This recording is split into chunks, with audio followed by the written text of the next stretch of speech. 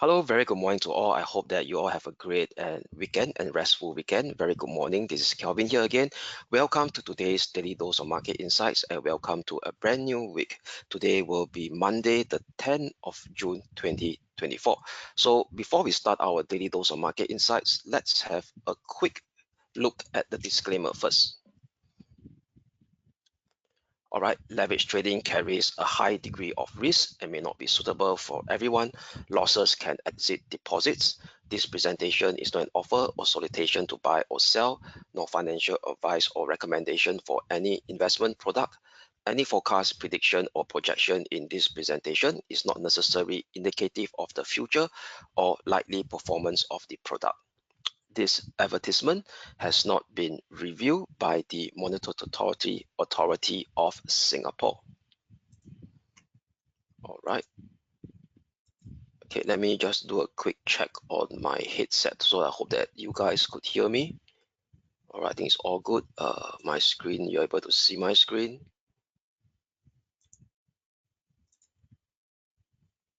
All right.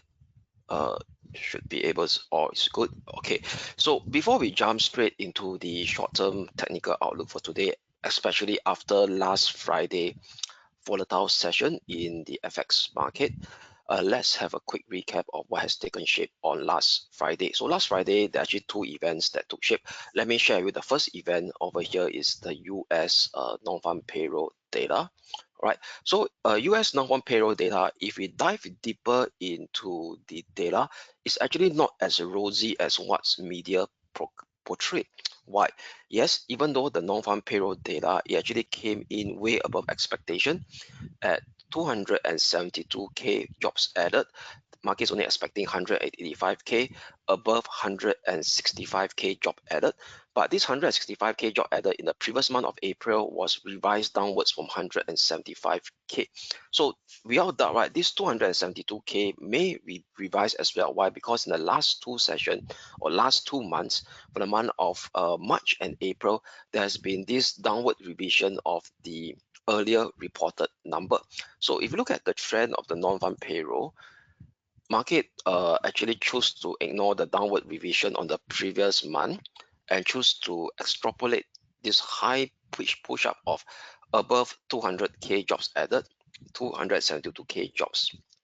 All right, but yes, the headline number is rosy, but however, if you look at the unemployment rate, all right, the unemployment rate, so the unemployment rate over here, where is it? This one, the unemployment rate actually tick up by 4% from 3.9%, and this is quite significant. Why?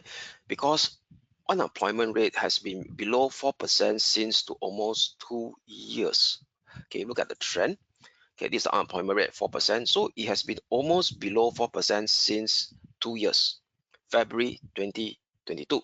So what you could see over here is that the number of unemployed person actually tick up in US.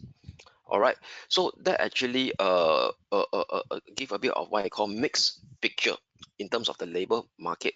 All right, but however, you know, markets, once they react according to the headline number, especially on the FX market where you see dollar strength coming in. So from a short-term technical perspective, once those key levels has been broken out during my intraday outlook, my intraday technology, we got to actually flip to the other resistance level or support level, all right, based on the key support or key resistance has been taken out, depending on which dollar pair you look at. Later we'll touch more about that. All right, so the FX market actually choose to ignore this mixed US labor market data. Instead, they actually focus on the headline number, which came in better than expected, and push the dollar strength way above on Friday. So Friday, the dollar actually increased. The dollar index rose positive 0.8%. All right. So another data I want to highlight over here is China FX reserve data, especially on the gold purchases. All right. Okay, so that's about the US labor market. So this data over here, you can look it at SAFE, S-A-F-E. This is the we call it part of the China Central Bank. Okay, that collates official data of China official reserve data every month. Okay, so that's for the month of May. So I want to highlight over here is that this gold, the gold portion over here. Okay, let me expand my screen now so that you guys could see. Okay, this gold. Okay, this number here will fluctuate according to the FX rate. The FX, because gold is quoted in dollar, so it will actually fluctuate based on the dollar, either dollar appreciate or dollar depreciating. I want to focus more on the volume. Okay, the bottom here is volume, the million ounce. Okay, so focus one on the, okay, because you know FX reserve, they can call special drawing rights and USD. Okay, so focus more on the USD one. Okay, so on the USD, right, since effect for 18 consecutive months, if you look back in the past, but since start of this year, 18 consecutive months and start of this year, China Central Bank has been buying gold every month. Okay, how do I know that? By looking at the USD column, 72.90 million ounce for January, 72.58 ounce for February, and you look back, if you look across March, over here, 7.274, 7.28 for April, and it's only suddenly in the month of May they stop purchasing gold.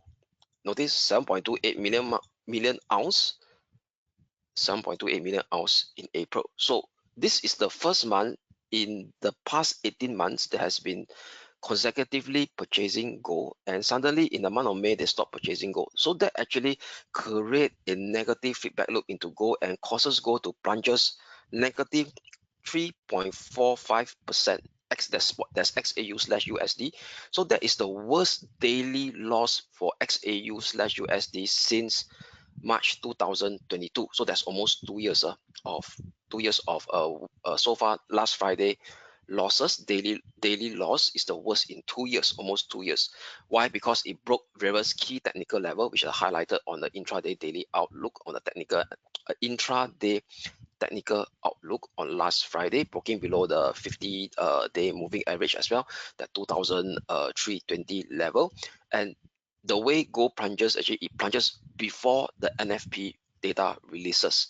So way before the NFP data releases, gold plunges, and after the NFP data releases, the gold shape further downside. All right, being pressured to the downside. But what's interesting over here is that despite the strong push up in the NFP data, all right, we know that dollar strength, it should be weak on the major stock US indices, but instead the US major stock indices continue to be resilient. All right, so the S&P 500 almost unchanged, negative 0.11%. So if you look at the heat map of the S&P 500 over here, share the heat map, yeah. So you look at the heat map, all right. At this point in time, Apple was positive 1.24%. Okay, the rest of the mega cap didn't do that well, but financials managed to help the fort, all right, positive, and we see the healthcare also kind of positive overall. All right, so net overall, right, the S&P 500 and the Nasdaq 100 manages to actually help on to several key support level. Right, so later I'll touch on the technical outlook chart on the S&P 500. I'll share with you all some of the still ongoing positive element in the S&P 500 and the Nasdaq 100, as well as the Dow Jones Industrial Average. So if you look at it from a perspective, right, let me share with you all one thing by looking at the group. So I break down on the sector heat map over here.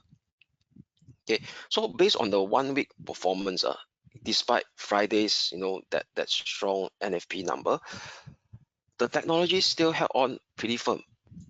Okay, so you look at the market leader, right, is still concentrated on the technology, positive 3.72% for the entire week of last week. So this is the S&P 500 sector breaking down according to the 11 sector. So the technology outperform, the healthcare outperform, followed by the communication services that outperform. So the worst hit was the energy because due to lackluster oil price. And oil price last Friday continued to actually tumble to negative 0.35%, right below our short-term pivotal resistance that we highlighted on Friday on the intraday technical outlook. Okay, at that around the $76 per barrel. Okay, so this is the news flow and how they react according to that reaction according to the various cross asset classes that I discussed earlier on. So now back on the intraday market performance, the intermarket dynamics. All right, so let me share with you all on the 10-year US Treasury yield first over here. Okay, so the US 10-year Treasury yield, so this will happen when it push up over here. So it seems to us that right now it's actually trying to test that 20-day and the 50-day moving average again, which is that 4.5% level. All right, this 4.5% level, something interesting to watch out for. Why? Because if we start to see a bearish reaction in the next few days, that could actually negate that strong push up on last Friday. Okay, so this was a strong push up on last Friday that actually cleared above the 200-day moving average again. Okay, so now it's actually resting right below the 20-day moving average that is acting as a resistance at around 4.48, and also the pullback of this former medium-term ascending channel support now turns into a pullback resistance as well at around 4.45, but the big level to watch will be at 4.5, which is this level here. Very clearly, this clear graphical resistance that was taken down on 3rd of June turns into pullback support with pullback resistance right now at 4.5%. Okay, so very interesting to see if the price action on the US 10-year Treasury yield starts to shape a daily bearish candlestick. I mean, starting from today and tomorrow, I mean, going to the first half of this week, way ahead of the US FOMC meeting on this Wednesday, which is also going to have another release of the US CPI data as well, right ahead of the US FOMC meeting, which is on Wednesday. Price actions to the push up in gold could the push up in the US 10-year Treasury yield could be negated. All right, that means because right now I will not want to I look what I see. All right, because based on currently right now is testing resistance and it's below resistance, but how the price react after that is important. All right, it's really, really important. Yes, on the intraday basis, you look at the hourly time frame. Okay, on the 1 hour chart, yes, there's a bit of small little candlestick that's being formed, but that is doesn't sufficient enough to tell me that will there be a negation of last Friday push up, because it's only on the hourly chart. Yes, the hourly chart is closely overbought over here, but I will need to have the daily candle, at least 2 days of daily candle, to actually give me a better gauge. Will there be a potential negation of last Friday strong push up ahead of the key risk event, which is taking shape on this Wednesday, which is the US CPI data release and the US Federal Reserve FOMC meeting. Okay, we'll talk more about that when we hit on Wednesday. All right. Then now with the push up in the US 10-year Treasury yield, that's causing the dollar to push up as well, together with the weakness in gold price over here. Let me push up. So you look at the US dollar, it managed to actually go back up above the 20-day moving average, the 200-day moving average, and now testing the 50-day moving average at 105.20 level. Okay, over here, 105.20 level. So it seems to us that this dollar index over here is rather mixed. It's a big sideways movement for now. So this dollar index over here is that we got to see how the price react today. So if it starts to break out above 105.18 level, so potentially it could go back all the way up to retest this swing high here again.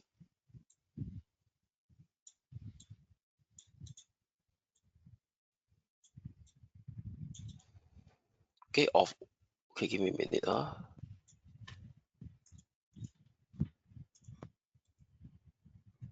Second.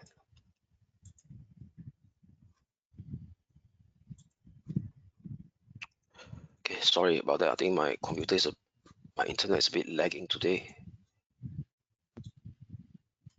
Okay, this 106.10, 106.40 level. So what's this level is very important. Why? Because this is the swing high of 15th of April and 29th April this year that kickstart this multi-week decline before it just starts to go sideways since the low of 16th of May. Okay, very tug of a war between the bulls and the bears, sideways movement. So if price action today managed to have a daily close again right above this 105.20 level, this level here, 105.20 level, potentially it could see up this 106.10, 106.40 level.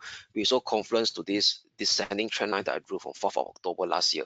So potentially, right, in a major bigger picture, right, it seems to me that since the low of 18th of July last year, the dollar index has been oscillating in this kind of potential symmetrical triangle configuration, and a break above 105.20 today potentially see the test of that symmetrical triangle.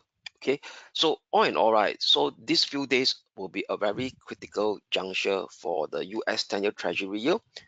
Eventually, it will hit to the dollar index, which eventually it will actually impact gold price as well. And what's interesting over here is that the stock market is not reacting to this potential spike up in the US 10-year Treasury yield.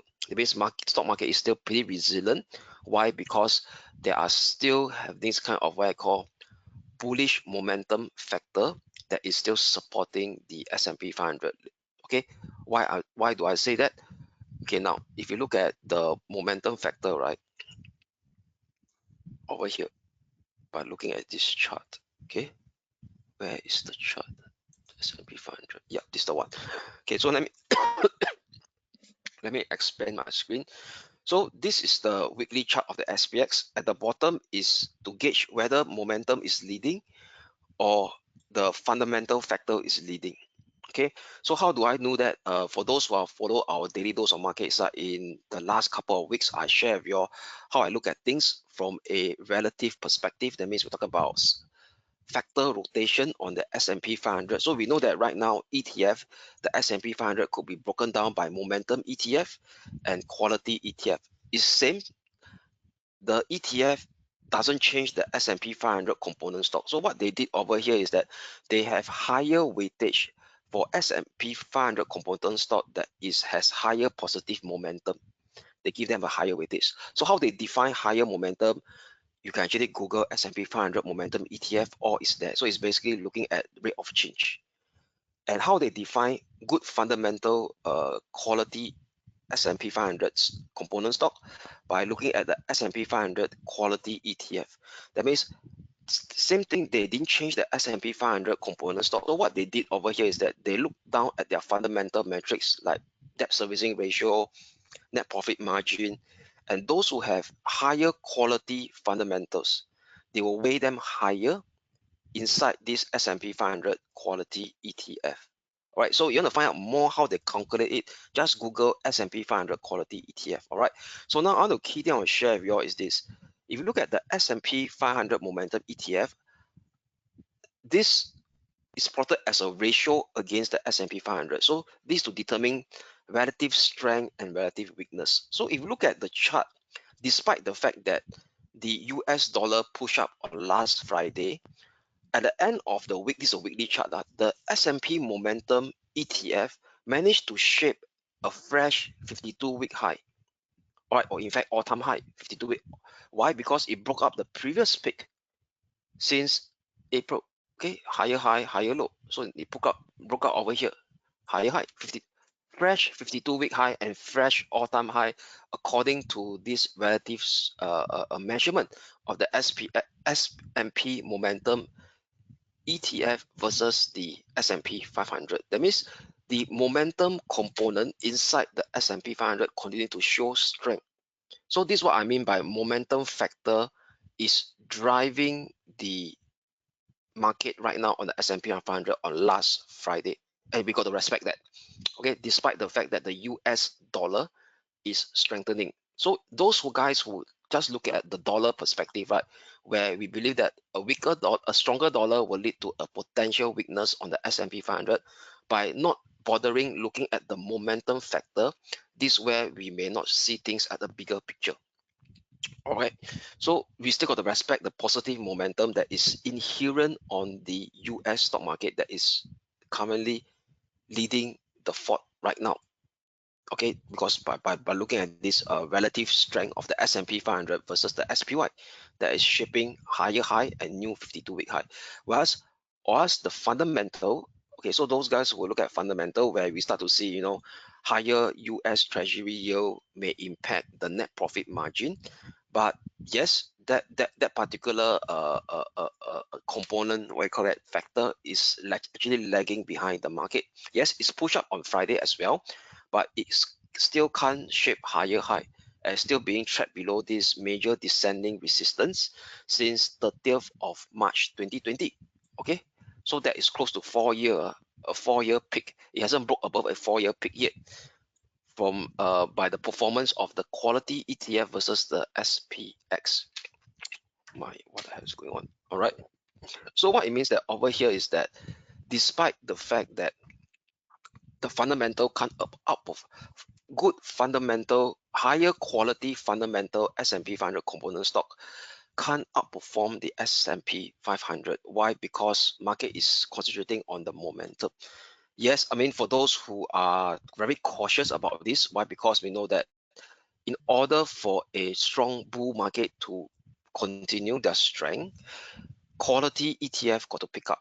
That means we're talking about fundamentals. The fundamentals got to strengthen by looking at the price action of the quality ETF. But on the medium term and the short term perspective, we still got to respect the momentum because momentum is continues to drive the market. Unless momentum starts to come down, then we got to be pay very close attention because momentum is now leading this market situation right now, and we got to respect it. Okay, we really got to respect it, and instead of fighting the trend and saying that there could be a potential 20% or 15% decline on the S&P 500 because the quality ETF is not doing well. Okay, so we got to look things at this perspective and respect the ongoing positive momentum on the S&P 500 by the S&P 500 momentum ETF factor that is outperforming the market right now. Okay, let me share the chart again. Okay, I hope that this is as clear as possible. This is the best way I'm trying to explain what's going on in the marketplace. All right, so this is the dynamic that on the stock market perspective. Now let's look at the dynamic right now on the FX on the gold market. Okay, on the gold market, right? So if you look at the gold market right now, one thing I like to take a look at over here is comparing of the real interest rate. So what is real interest rate? Okay, real interest rate is taking into account of the nominal GDP, nominal US 10-year treasury yield. I'm talking, okay, nominal US 10-year treasury yield minus of the inflation expectation. So this gives us the US 10-year real interest yield. Okay, 10-year US 10-year treasury real yield. Okay, real yield. So you look at the US 10-year treasury real yield is also pushing up as well. So it seems to us that it's been trading in a like a sideways fashion as well, holding above that 2.03% again. It bounced up, all right, over here. And what you could see over here is that a bit of sideways movement to test the upper limit of that range again. Over here at 2.29% slash 2.38%. So this push up in the US 10-year real yield, if it continues to push up in the next couple of days, we got to respect this movement, and potentially it could have an adverse impact on gold price, the XAU slash USD. Okay, so later I'll share with you the daily chart of XAU slash USD, which has also been damaged as well. The medium term trend has already been damaged based on last Friday weekly close and the daily close of its price. Okay, so this is from the intermarket relationship between US 10-year real yield versus gold. Why? Because gold itself, it's not a income generating asset. That means it doesn't give you a dividend yield, nor give you interest coupon. So if there's a further rise in the US 10-year real yield, it will lead to a higher opportunity cost for owning gold. Okay, so this is how the intermarket relation correlate. All right.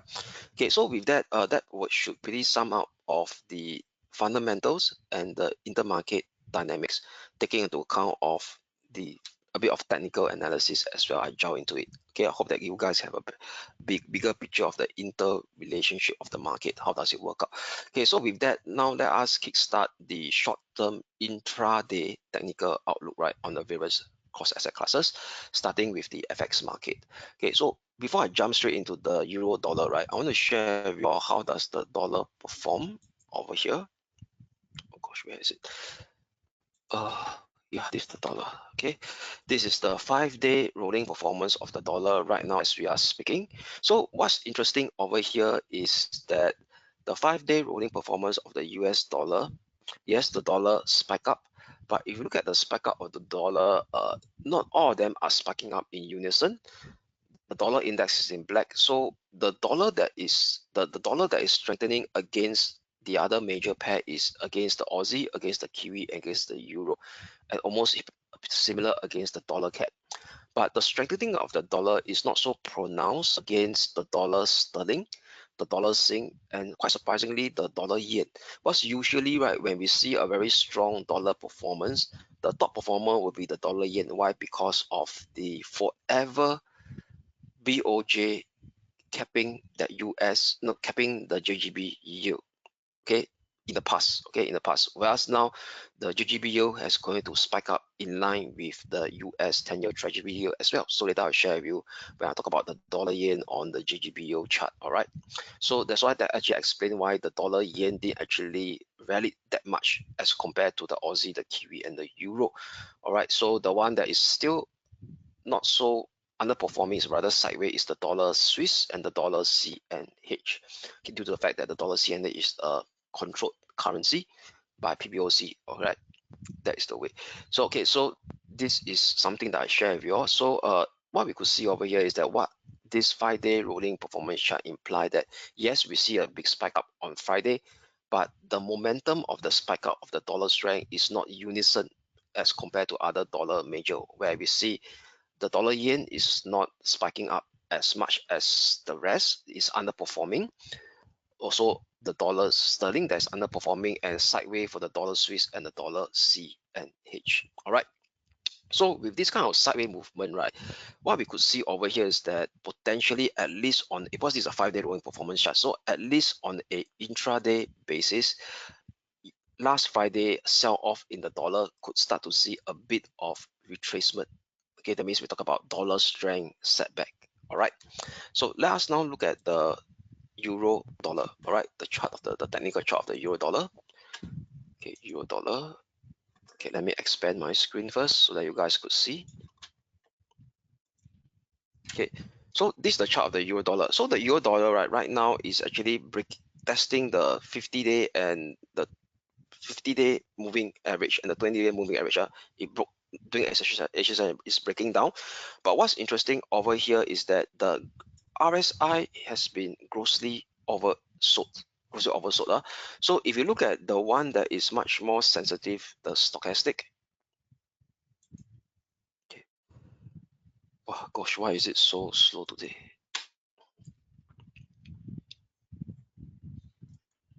Okay. I'm not sure why my internet is so trading view is so slow.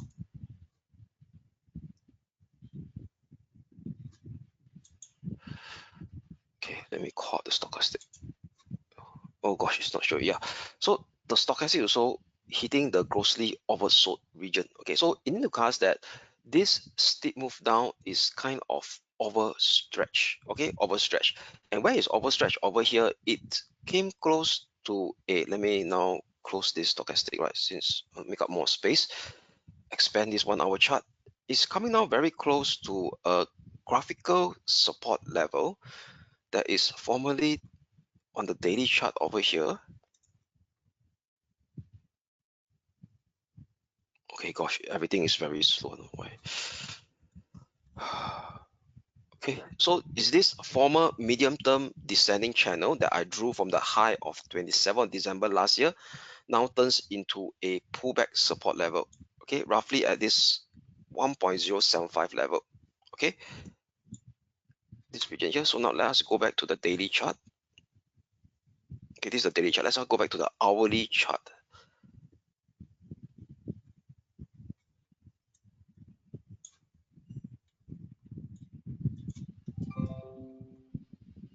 Okay, so this is the hourly chart. Okay, so if you look at the hourly chart over here, it also confluence with this minor congestion area of 7th of May and 9th of May as well. Okay, this region over here. And if you do the Fibo retracement of that last push from here, 17th of April,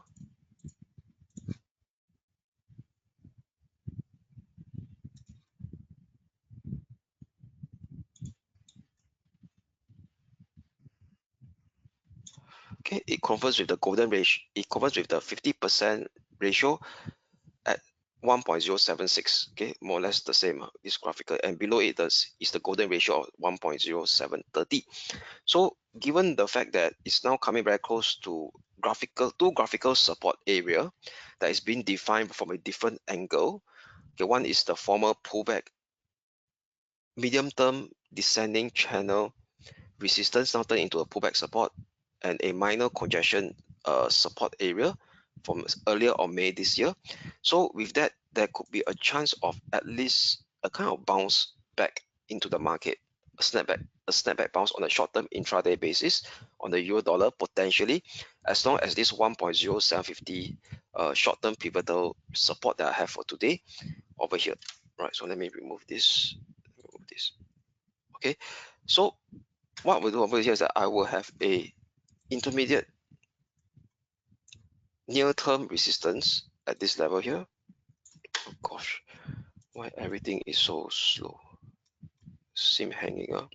Okay, at 1.07, okay, 1.0790, 1.0790, this former minor swing low here of 30th of May, and also the 200-day moving average. So 1.0750 short-term pivotal support level above 1.0790 potentially may see that euro dollar snapback rebound. Next resistance to watch 1.0810 level. So what's 1.0810 level? Former minor swing high of 30th of May and 31st of May. If you do that Fibo retracement of last Friday's sell off, is the 38.2% Fibo retracement. Okay, so these are the two resistance to watch out for today. However, if you start to see an hourly close below 1.0750, then we got to respect this very steep down move to continue again on the euro dollar to expose the next near-term support at 1.0730. Then thereafter, below it exposes 1.0685. Okay, over here. The sterling dollar has much more stronger in terms of performance against the euro dollar. Why? Because it continued to hold above the 20-day MA and the 50-day moving average. All right. So no change up. The price action managed to survive at the 1.27 figure short-term pivotal support level that I highlighted on last Friday. All right, but with that, yes, we could still maintain that short-term intraday bullish bias, but it got to clear above 1.2760 fast. Okay, this level, formerly minor swing low of 4th of June and 5th of June that triggered this steep decline on last Friday. So, i.e., it got to actually clear this level fast, 1.2760. Above it sees this minor swing high range resistance that kept the bull in check since earlier of June this month at 1.2810, which is considered as a minor range stop for now. All right, so these are the key levels to watch on the sterling dollar holding above 1.27 figure level. However, if we start to see an hourly close below 1.27 figure level, then we got to respect the continuation of last Friday push down to expose the next near-term support on the sterling dollar at 1.27 1.2670 / 1.2640. Below it, expose 1.26 figure level, which confluence with the former minor swing high area of 3rd of May and the 50-day moving average that is coming to as a support at this similar level as 1.26 figure level. Okay, so now dollar yen. So like I said, okay, here dollar yen itself over here, before I jump the chart of dollar yen, why the dollar yen is not outperforming on last Friday? That means it doesn't have a higher magnitude of dollar strength against the dollar index, or because of that US 10-year treasury yield is also moving in line with a push up with the JGB yield as well. All right, so you look at the JGB yield, the 10-year JGB yield continue to inch up back up above the 1% level. All right, that's the 10-year, and very similar for the 30-year as well, rebounding, and as well as the 2-year JGB yield. Okay, so what it means that over here is that if the 10-year and the 2-year JGB yield, you look at the spread continues to remain lackluster on a downtrend against the US 10-year treasury yield. That means it's the spread. The 10-year US treasury minus the 10-year JGB yield is continue to shape lower high. All right, and on the shorter term of the 10-year, this is the 2-year treasury yield versus the 2-year JGB yield going to shape lower high as well. So what it means that premium between the US 10-year treasury yield and the JGB yield is not widening as much as in the past. All right, so that actually explain to us that despite the strong push up in the dollar index last Friday, it doesn't lead to a higher magnitude of push up in the dollar yen, because the JGB yield is almost rising at a similar or faster pace as the US 10-year treasury yield. So that actually potentially increases the risk of a cost of carry using the yen as a funded currency. All right, so that actually explained to us the muted dollar strength that is seen on last Friday. Okay, so with that, for the dollar yen on a short-term time frame chart over here, I will have a neutrality stance for today. So I remains neutral. I'm going to turn neutral today between 157.50 and 156.30 for now. So why? Because right now it's also testing that former minor ascending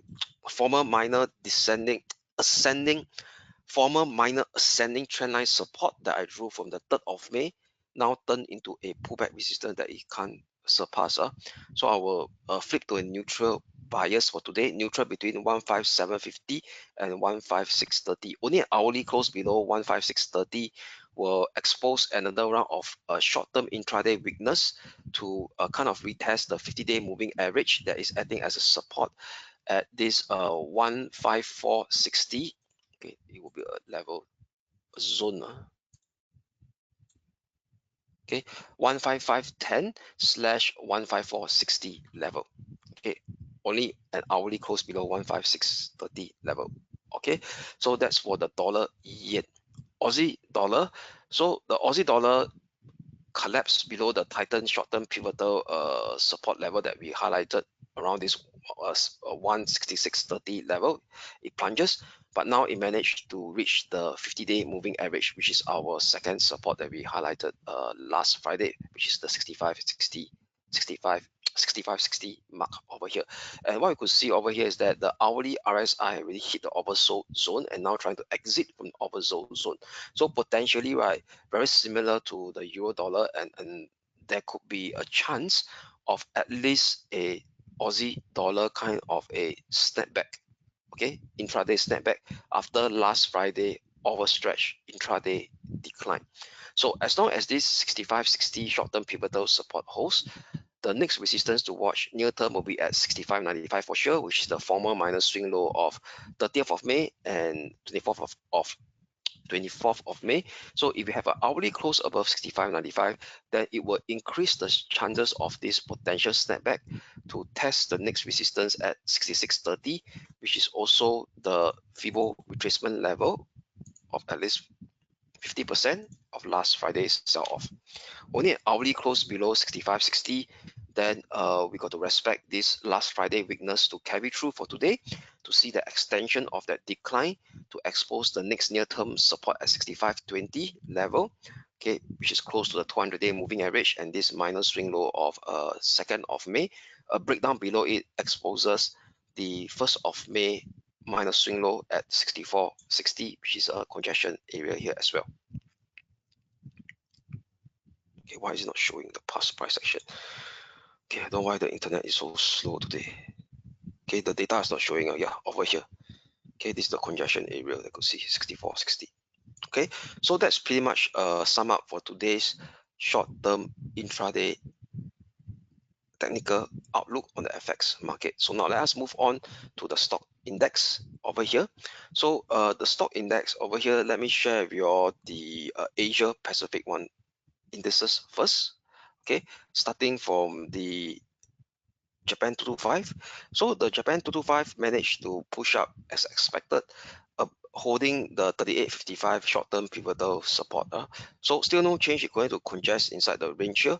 So right now, as usual, it can't break above the 6th of June minor swing high that we highlighted as well earlier on Friday, which is the upper limit of this range here at 39,070. Still no change. I think it can't break up above it. I do not want to tighten the short-term pivotal support to this level here, which is this level. Okay, I don't want to tight. So this could be a first support level to watch for any chance of a pullback. But as long as it didn't surpass below 38,550, we could still maintain that short-term intraday bearish bias. But it got to break above 39,070 to gain more traction to expose the next resistance, near-term resistance level, which is close to the former minor swing high of 20th of May. And okay, it's very slow, not showing up. And 15th of April, confluencing at 39,500. Only an hourly close below 38,550 will negate the bullish tone to see another round of choppy decline to retest the minor swing low of 4th of June at 38,290. A breakdown below it exposes the key medium-term range resistance that is in place since 2nd of May at 37,750, 37,600. Okay, Hang Seng. So Hang Seng today is closed for the Dragon Boat Festival. So last Friday during the US session, it managed to survive at the 18,060 level. So still no change, still using the 18,060 level as my short-term pivotal resistance level. But the two near-term resistance level to highlight for you all for tomorrow, before the start of the those tomorrow will be at 18,380, followed by 18,730. But however, if tomorrow during Asia session it managed to break down below 18,060 level, then the short-term intraday bullish bias will be validated ready to see the extension of another round of minor corrective decline to expose the next support level at 17,600. A breakdown below it 17,170, which is the conversing with the 200-day moving average as well. That's acting as a support. So just a reminder, the Hong Kong 33 index or the Hang Seng index is closed today. Why? Because of a public holiday in Hong Kong. Okay, now the German 30. Okay, so the German 30, another round of messy swing area around this messy whipsaw, around this gray ascending trend line here. So this gray ascending trend line is rather important because if you look at the daily chart, okay, over here, okay, let me expand my screen. Okay, you see the daily chart. Previously, it has tested one time since 18th of Jan, 14th of February, 19th of April, 2nd of May, and 4th of June, and as well on last Friday. Okay, it formed a bullish hammer on last Friday after a test on the intraday. So this particular trend line here is rather important to maintain potential bullish pressure or the bullish trend, the medium-term bullish trend on the German 30. Why? Because it's still holding above the 50-day moving average as well. All right, so this particular line here is being, if you look at the intraday basis, right, it's being whipsaw around it. Okay, but if you look at the daily chart, it's much more clearer, the clear picture. So it's being whipsaw around this level. So what you could see over here is that the 50-day moving average now is acting as a support as this zone here again at 39,390, 39,350 level mark. All right. So what I'm going to do over here is that for today, I will use this as a short-term pivotals. Now, short-term pivotal support level. So it seems to me that on 3rd of June, it has been consolidating in this kind of sideways range configuration. Key range support will be at 18,390/350 level. All right. So for today, this will be my short-term pivotal support level within this range. And the near-term resistance to watch, okay, I will use this level here, which is last Friday bearish breakdown, 18,610. Above it sees 18,680, which is the 20-day moving average acting as a resistance. However, an hourly close below 18,350 will invalidate this bearish bullish. But okay, however, a break of time twisting here, a break above, however, a break below 18,350 level, okay, this short-term pivotal support here will invalidate today's bullish bias to kickstart a further corrective decline to expose the next support area at 18,175, followed by 18,050. Okay, this minor congestion area here. Okay, so that's for the German 30 index or the German DAX index. Okay, so before we jump straight to the short-term technical of the US Wall Street and the Nasdaq 100, I want to share with you all the weekly chart of the major indices so that you guys can have a better picture of the trend despite last Friday's volatile movement. So every time when I see a volatile movement on the market across the board, I will tend to go back to the weekly chart to give me a clearer picture. So this is the weekly chart of the S&P 500. So what we could see over here is that there's no signs of any bearish exhaustion candle. Price action is still trading above the 20-day and the 50-day moving average. The weekly RSI continues to be in a bullish dynamic. Higher high, higher low. Haven't even hit the overbought zone yet. Okay, so overall, the medium-term trend remains intact on the S&P 500. That means there is no signs of what I call indicating to us there could be an intermediate slide or what of a 5% correction move or so. Similar on the Nasdaq 100 as well. Okay, you look at the Nasdaq 100, no bullish exhaustion or bearish reversal candlestick on the weekly time frame. Price action still holding the 20 and the 50-day moving average. The weekly RSI going to be bullish. Okay, higher low hasn't hit the overbought region yet on the weekly RSI. Okay, so also indicating to us there is no clear signs of a what potential so-called 5% or 10% decline on the Nasdaq 100. Okay, so because some of us, if you look at some of the media, they put some of the what you call social media after that very strong push up on the US non-farm payroll data, they start saying that potentially we may start to see a big decline on the US stock market. But on the weekly technical outlook chart, it doesn't seem to be pointing to that way. Okay. Yes, the Dow Jones Industrial Average is not as strong as the S&P 500 and the Nasdaq 100. But what's interesting over here is that on the weekly time frame, it starts to shape this bullish hammer, followed by a long-legged spinning doji. All right, and it managed to recapture right at the 50-day moving average again.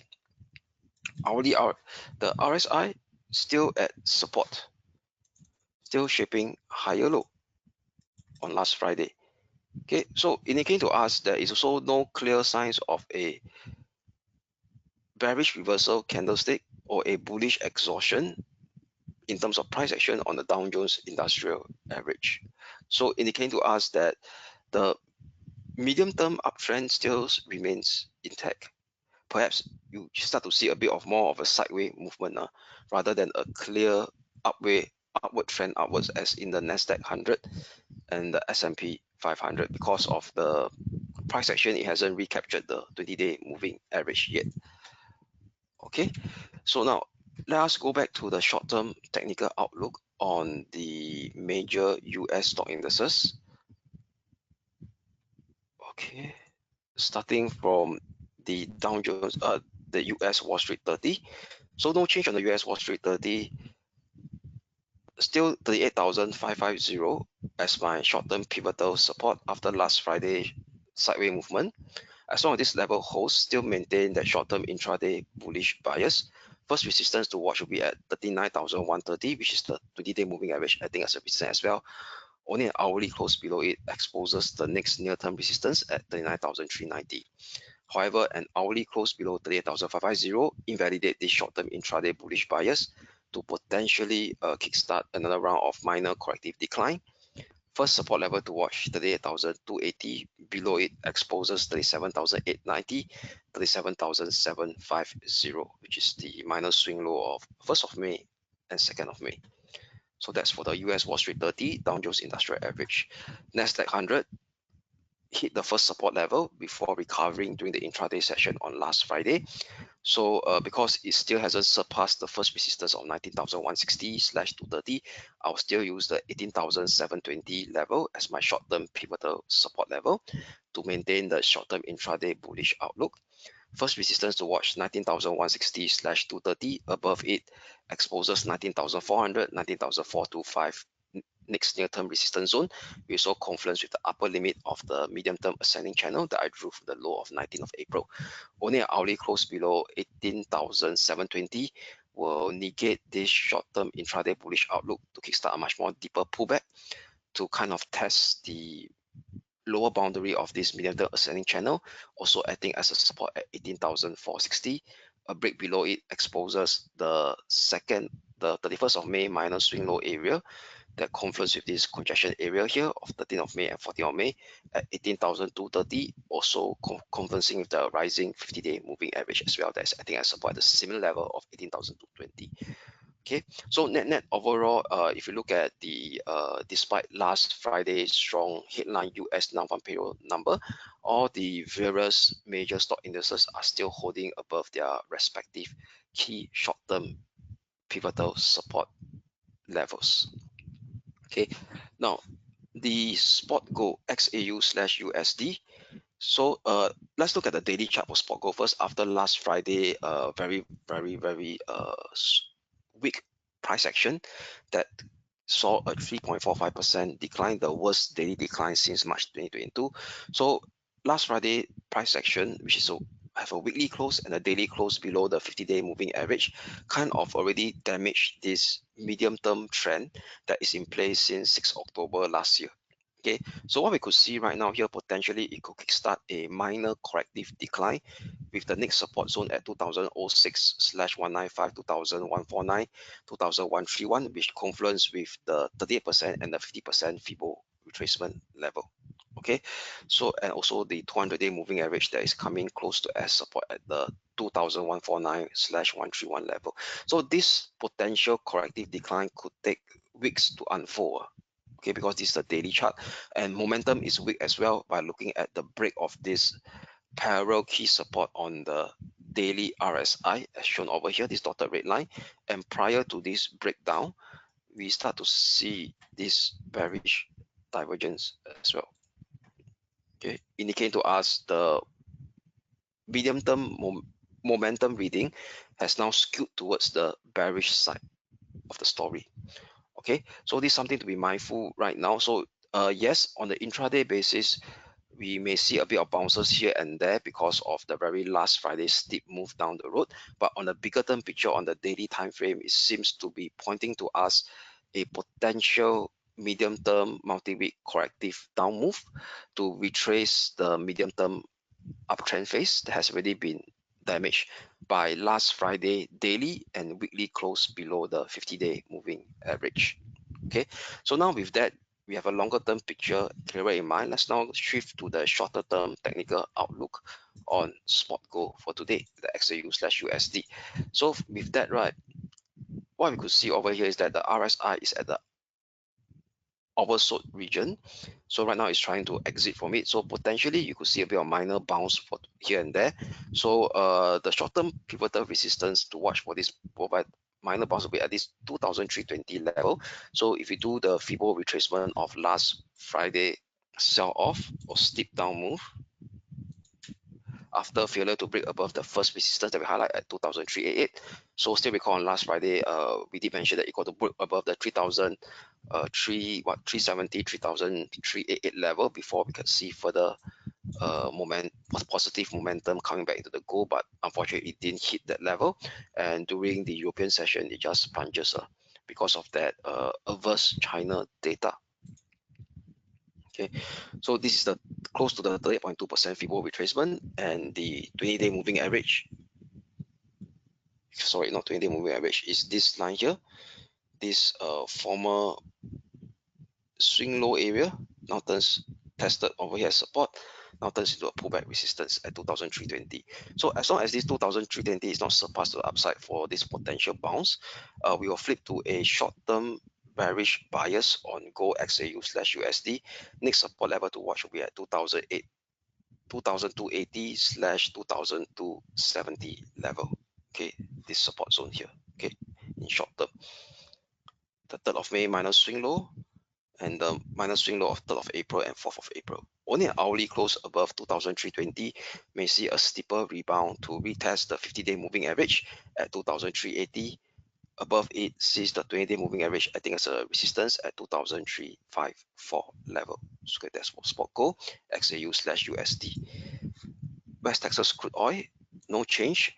Last Friday, it managed to inch much lower towards the much lower below the 7670 short-term pivotal resistance that we highlighted. So no change. Thursday use 7670 as a short-term pivotal resistance level. First near-term support level to watch on an intraday basis will be at 7425/7390 level. Okay, this zone over here.